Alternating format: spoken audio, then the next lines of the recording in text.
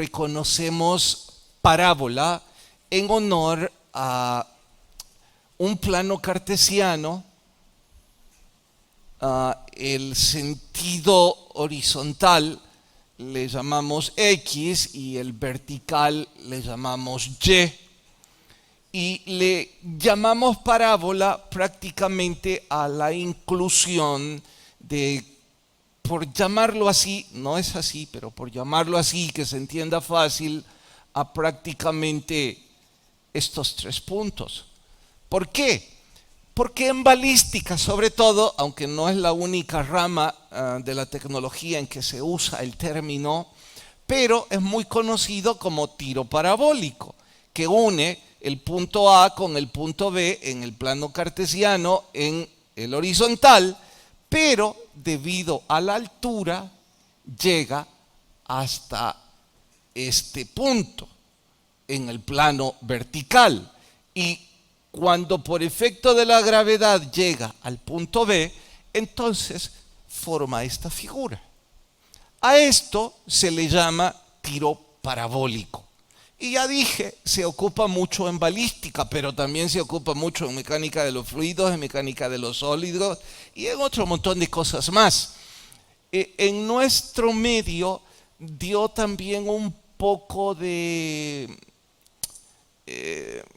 que hablar, porque durante algún tiempo, ya está pasando eso de moda, pero durante algún tiempo recordarán que para poder tener cable necesitábamos una antena parabólica.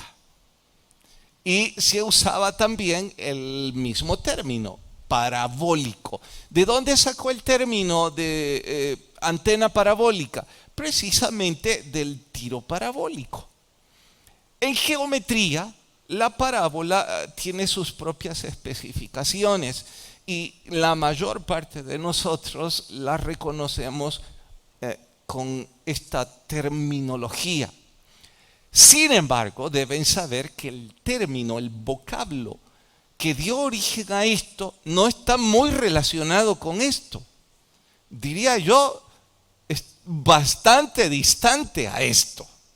Que a quién se le ocurrió usarlo de esa forma, ni idea, y no estoy en posición de yo discrepar con los orígenes de nuestro idioma o de las figuras, porque yo digo, hubiera sido más fácil usar algo relacionado con una figura convexa o una figura cóncava, que es un poco más cercano a lo que se reconoce como tiro parabólico. Pero lo que dio origen al término es este vocablo, es parábole, que traducido al simple español es a la par de, es en paralelo. Eso significa, el término traído a nuestro español es paralelo. Y el paralelismo, pues sabemos que es esta línea recta que está colocada en forma paralela a ella, esta otra, que la vuelve casi igual. Pero cuidado, porque no es igual.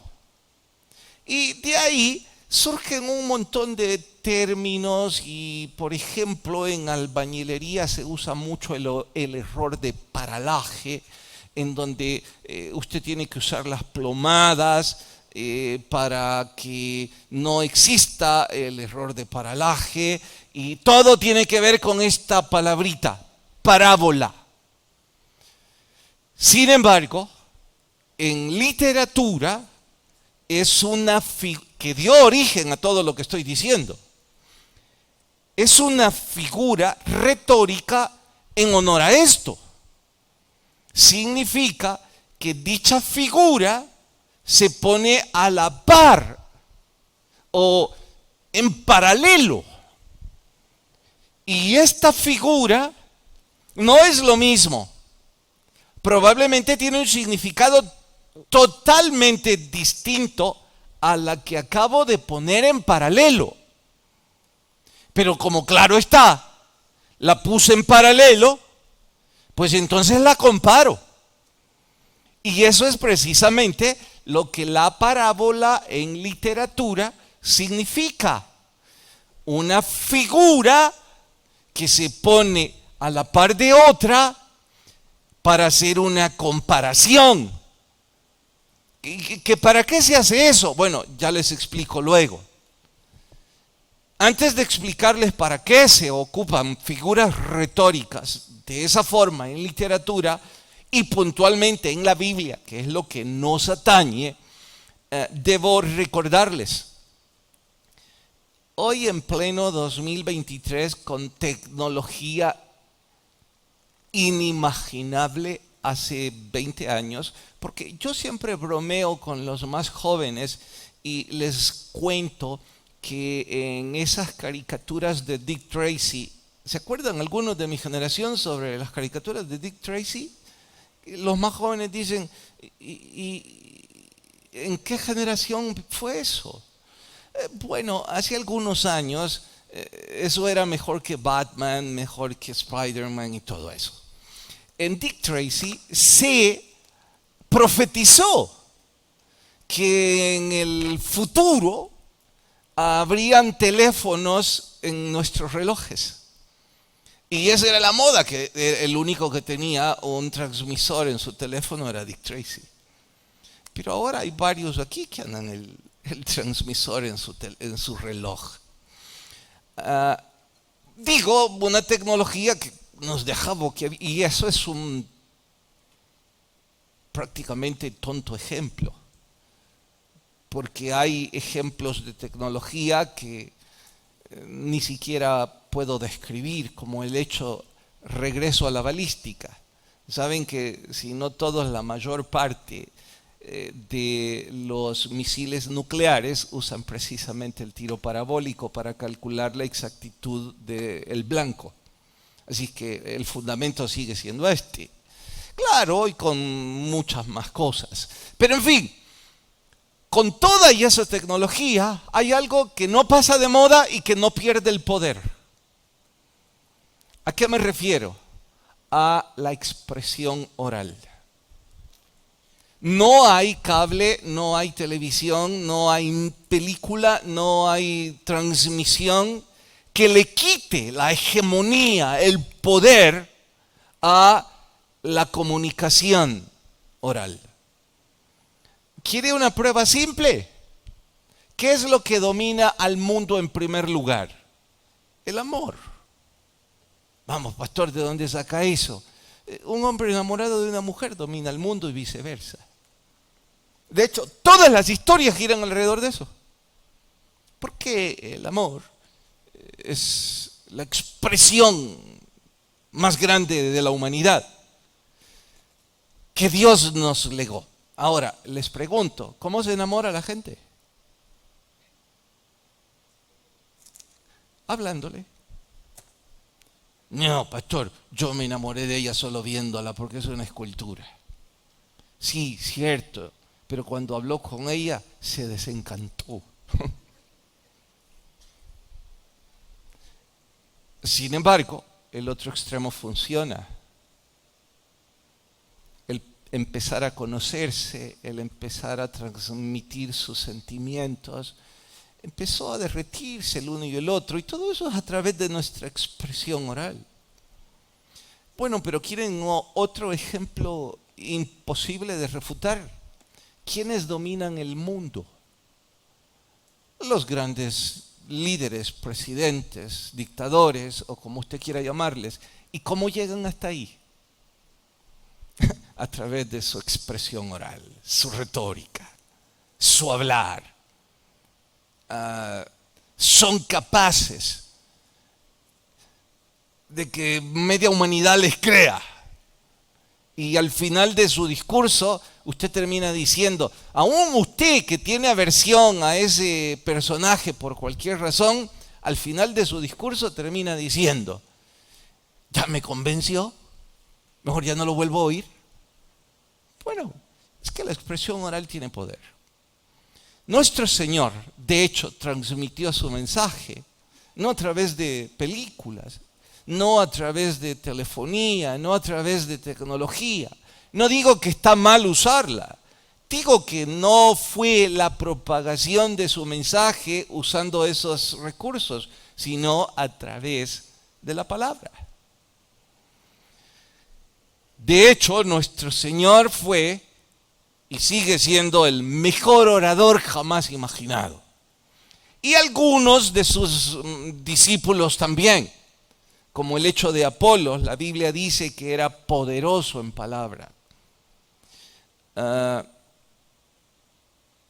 Me imagino cómo era Pablo, debido a su currículum académico, que es impresionante, el secular y el espiritual más. No puedo imaginar a plenitud lo que significaba escuchar un orador de esos. Como sea, nuestro Señor fue quien llevó a poner en boga, a poner en moda el uso de las parábolas. No fue el primero. En el Antiguo Testamento estoy recordando 3 o 4 parábolas. Pero nuestro Señor lo puso de moda. No debe sorprendernos, nuestro Señor es Dios. De ahí que usaba de forma magistral ese estilo para hablar y para impactar. ¿Y qué es entonces una parábola? Bueno, ya les dije, es colocar una figura a la par de otra, que no son lo mismo, pero usted puede compararlas y entender mejor. Regularmente la primera figura es la que todos entienden fácilmente. La segunda figura, la que se pone en paralelo, es la que se requiere un poco de pericia para entenderla o para saber qué significa. Bueno, hoy comenzamos la saga de las parábolas. Así que por favor vayan a Mateo capítulo 13 y vamos al verso 10. A propósito, estoy saltando el 1. Por favor, que sus vistas vayan hacia el capítulo. Desde el verso 1 hasta el verso 9 está la parábola. Pero el verso 10 hasta el 16 está el propósito de las parábolas. Y luego del verso 18 hasta el 23 está la explicación de la parábola. Creo atinado que para nuestra razón de estudiar, mejor explicamos primero el propósito de las parábolas. ¿Por qué el estilo? Dice verso 10. Entonces, acercándose los discípulos, le dijeron: ¿Y por qué les hablas por parábolas? Él respondiendo les dijo: porque a vosotros es dado saber los misterios del reino de los cielos, mas a ellos no les es dado.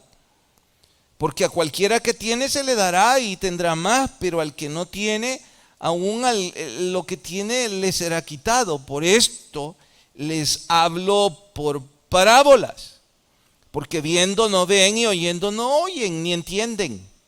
De manera que se cumple en ellos lo que dice Isaías: oiréis y no entenderéis, veréis y no percibiréis, porque el corazón de este pueblo se ha engrosado.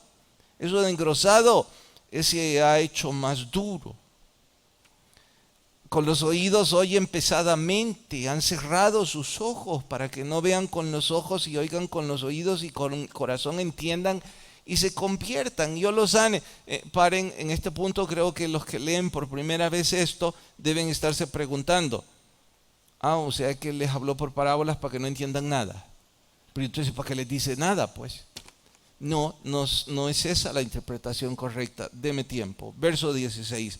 Pero bienaventurados vuestros ojos porque ven y vuestros oídos porque oyen, porque de cierto os digo que vuestros profetas y justos desearon ver lo que veis y no lo vieron, y oír lo que oís y no lo oyeron. Me anticipo. Hablemos de capacidad académica, de currículum intelectual. los escribas y los fariseos colocados a la par de los discípulos, la diferencia era abismal.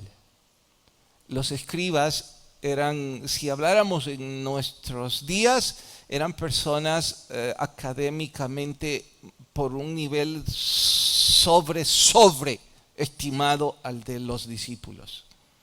Estos tenían, además de grados profesionales, tenían maestrías, tenían doctorados y una capacidad envidiable. En contraste, los apóstoles, algunos de ellos apenas leían. La misma parábola, los apóstoles la entienden, pero estos no. ¿Por qué? Bueno, eso se los explico ahora, pero antes, por favor, oren conmigo. Señor, te suplico que tu Espíritu nos hable y que podamos crecer en el estudio de tu palabra.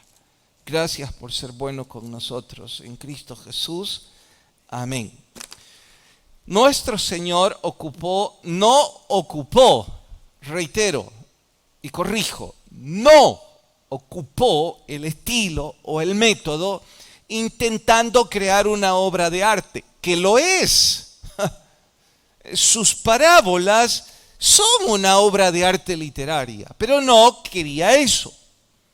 Tampoco buscaba un grado honorífico, de modo que la historia lo reconociera como un orador portentoso, que así ha sucedido, pero no era esa su razón. Entonces, ¿cuál era? Es que era un arma de combate, sigue siéndola. De ahí que la parábola como estilo literario sea portentosa y solo sean capaces de usarla a su antojo los grandes oradores. ¿Por qué? Cuando digo arma de combate, estoy diciendo que puede ocuparse como defensa o como ataque. La misma arma. Estoy en forma retórica o figurada diciendo que la misma parábola sirve para ilustrar, argumentar, clarificar. No, creo que ese verbo no existe así, es aclarar el mensaje, y en tal caso puedo decir es un arma de defensa. Pero también sirve para atacar a sus detractores. ¿Y cómo los ataca? No entienden nada. Oiga, pero ¿cómo puede ser que unos entienden y no entienden? Otros no. Y les repito, no depende del grado académico, ni siquiera depende de la edad. Porque los niños pueden entender las parábolas como los adultos. Bueno, y entonces, ¿dónde está el desafío, la clave, la diferencia? ¿Qué es lo que pasa con este estilo literario? El asunto es el siguiente. Todas ellas llevan un grado de desafío, no necesariamente intelectual, pero sí un grado de desafío.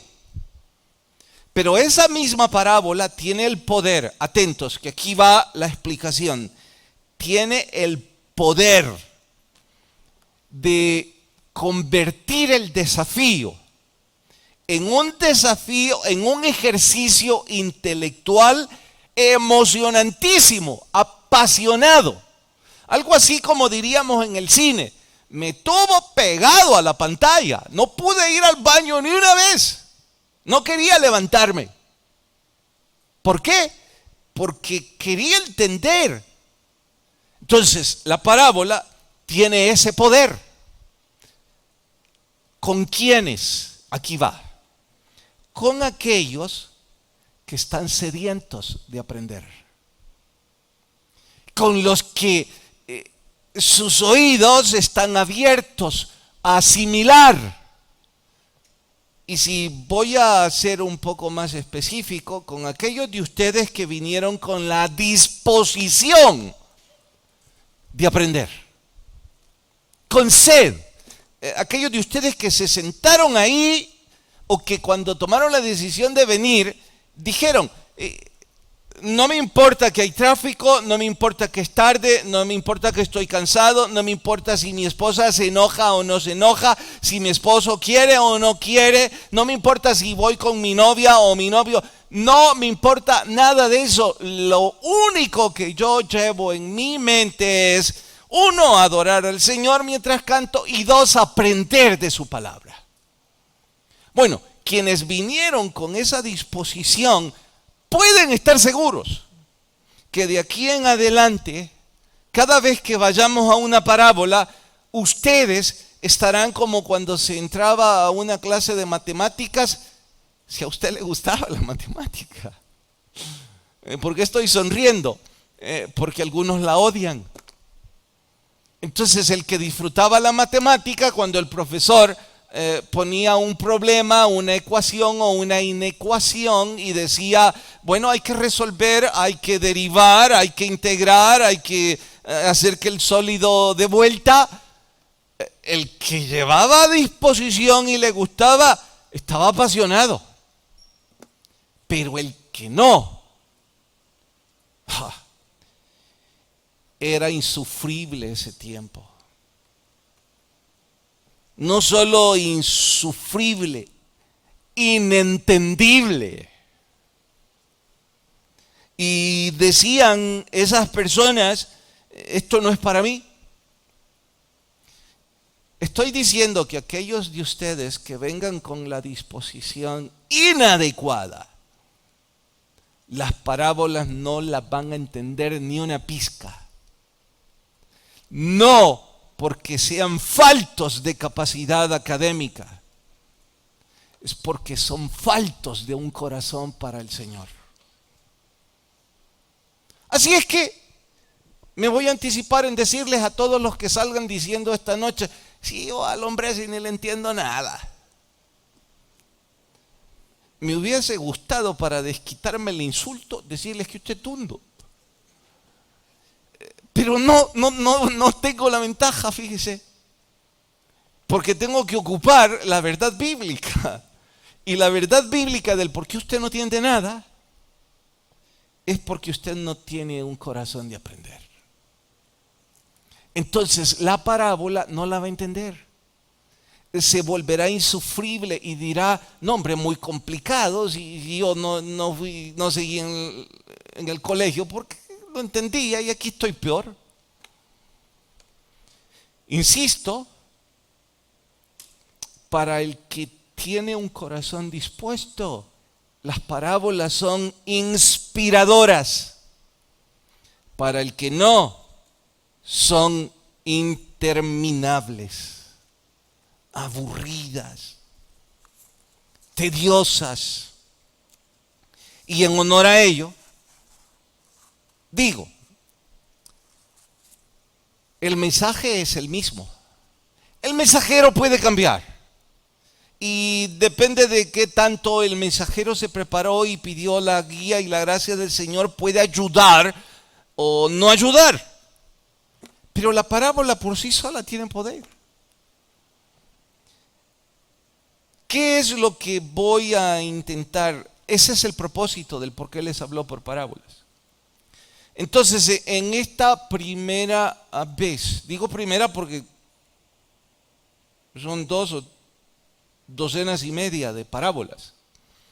En esta primera voy a intentar darles una especie de bosquejo o patrón de cómo entenderlas. Si el tiempo nos deja, vamos a ir a la primera parábola. Si el tiempo no me acompaña, pues ustedes ya van a saber cómo estudiarlas. Y hasta estoy pensando que a propósito, mejor y ni la resuelvo. Porque mejor así van a sus casas y ustedes descubren todo esto. Y si alguno está ahorita diciendo, pastor, yo vine para que me explique. Bueno, también, ¿verdad? Veamos cómo nos va con el tiempo. Empecemos por decir que toda parábola tiene cuando menos 3 elementos que debemos descubrir, que debemos graficar. Por cierto, les recomiendo, para estudiar las parábolas se necesita papel y lápiz. Los que de ustedes vienen sin que anotar porque tienen memoria fotográfica, está bien, sigan igual. Pero en sus casas les recomiendo que tengan papel y lápiz. ¿Por qué? Ya verán ahora el por qué y cómo todo toma sentido y cómo todo se vuelve apasionante. Quiero antes decir esto para animar a algunos.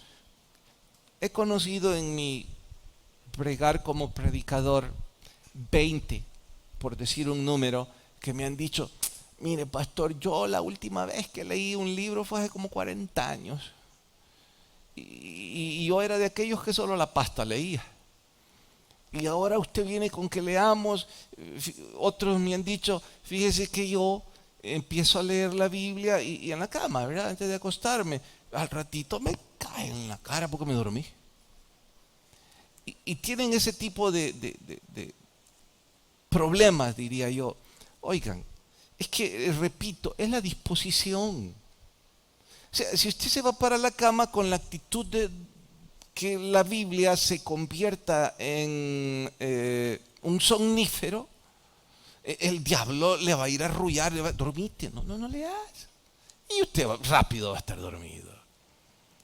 Pero si usted tiene la disposición de estudiar la Biblia, hombre, cuando alguien va a estudiar, ¿qué es lo que hace? Va a una mesa, a un escritorio, lleva un papel, un lápiz, empieza a tomar notas, empieza a decir esto, lo otro. Eso es estudiar. Excepto, insisto, los varios de ustedes que tienen memoria fotográfica. Qué bárbaro. Yo cuando los veo aquí sin nada que anotar, digo, como los envidio a estos. Voy a pedir que me expliquen después. Bueno, pero en fin, si usted toma esa actitud y empieza esta misma noche y toma el papel, el lápiz, se sienta, ora y le dice, Señor, guíeme. No tengo el don de profecía, pero esta vez voy a ocupar frases no bíblicas y de moda para algunos emocionalistas. Declaro que soy profeta y les profetizo que los que vayan esta noche con una actitud de estudio, con sed de aprender y que le piden en oración a Dios que les guíe y se sientan y empiezan a hacer lo que les voy a sugerir, cuando ustedes vengan a revisar el reloj, ya tendrán una hora estudiando. Y dirán, no sentí el tiempo. Pero dirán algo más emocionante. Se sentirán edificados.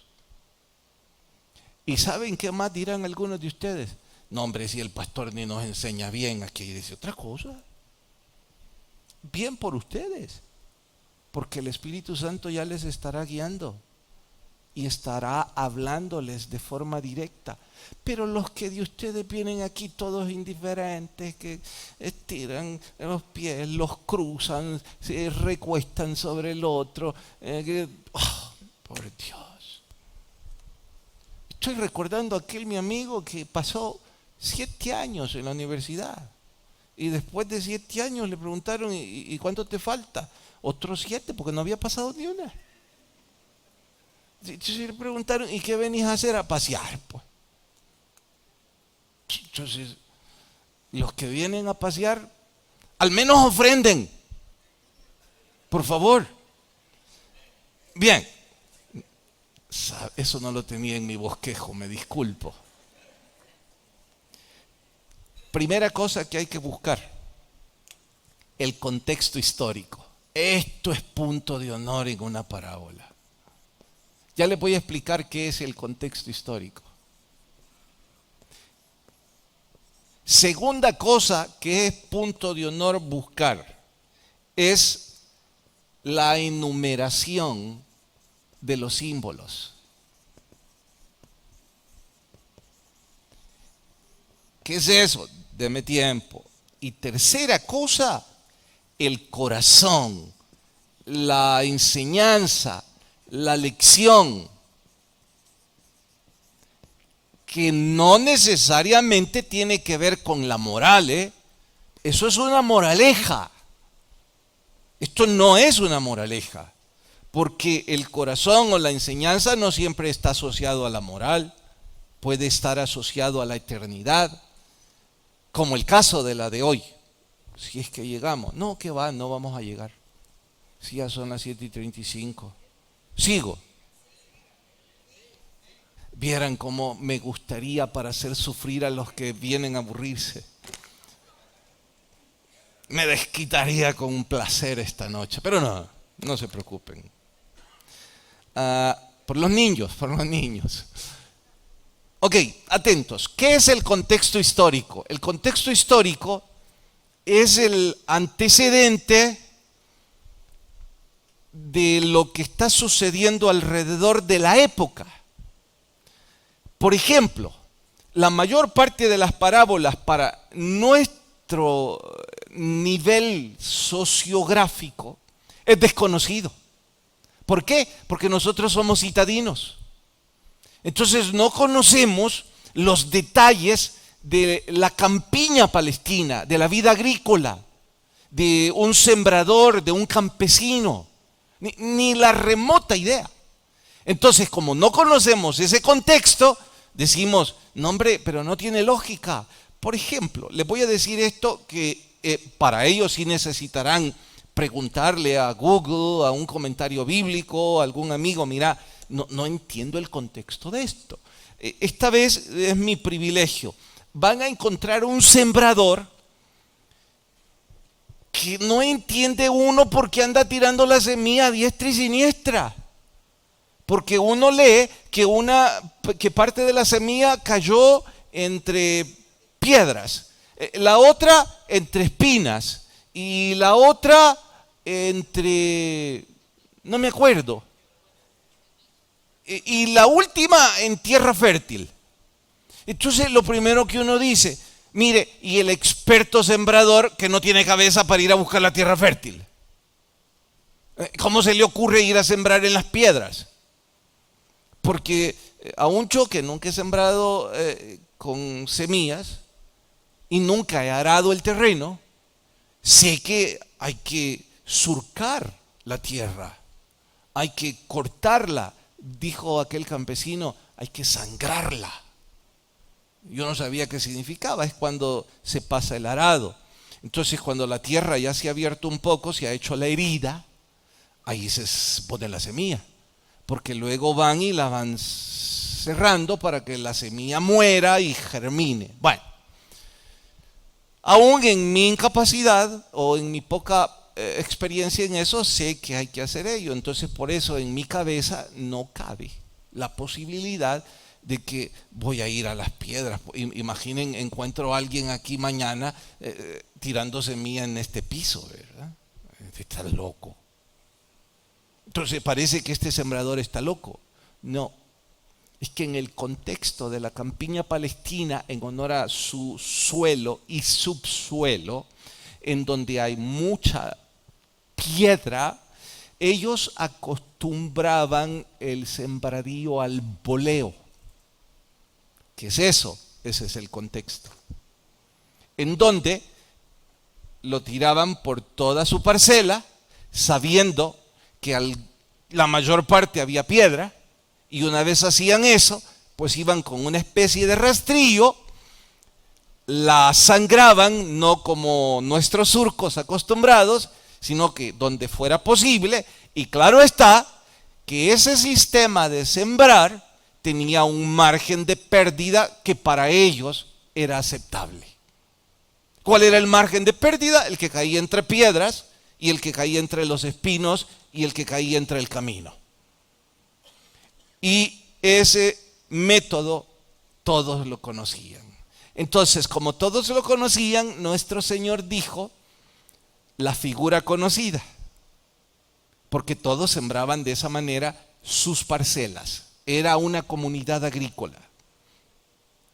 A la par de esta figura, en paralelo, viene la parte espiritual.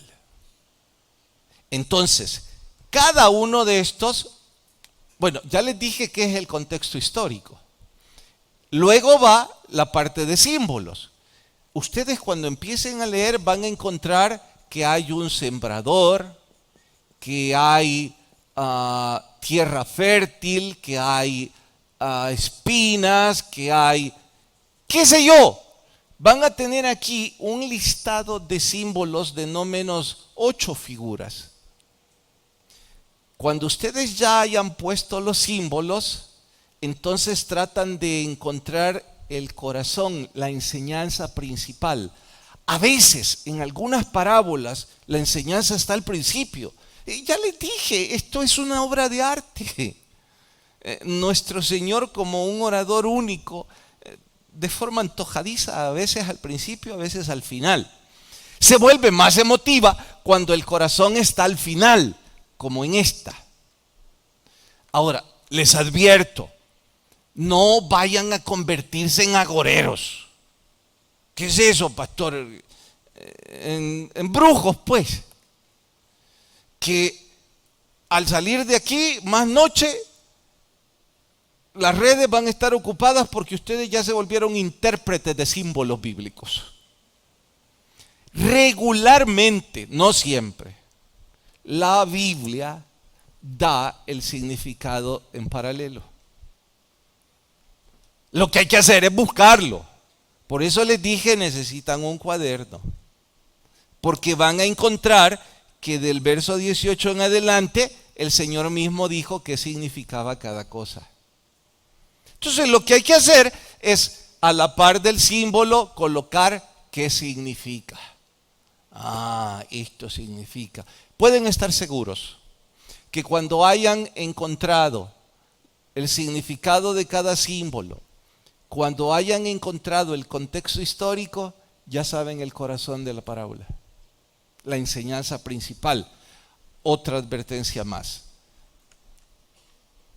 Diría yo que casi todas las parábolas tienen varias enseñanzas, no una. Por ejemplo, esta, a mi gusto, 5 o 6 enseñanzas. Entre ellas les puedo decir la manera en que hay que sembrar. Por supuesto, la palabra del Señor. Entonces hay una enseñanza para el sembrador y dice que todos debemos sembrar la palabra de Dios. Pero también está la enseñanza de los que escuchan la palabra pero viven entre espinos. ¿Quiénes son los espinos? Terminan ahogándola.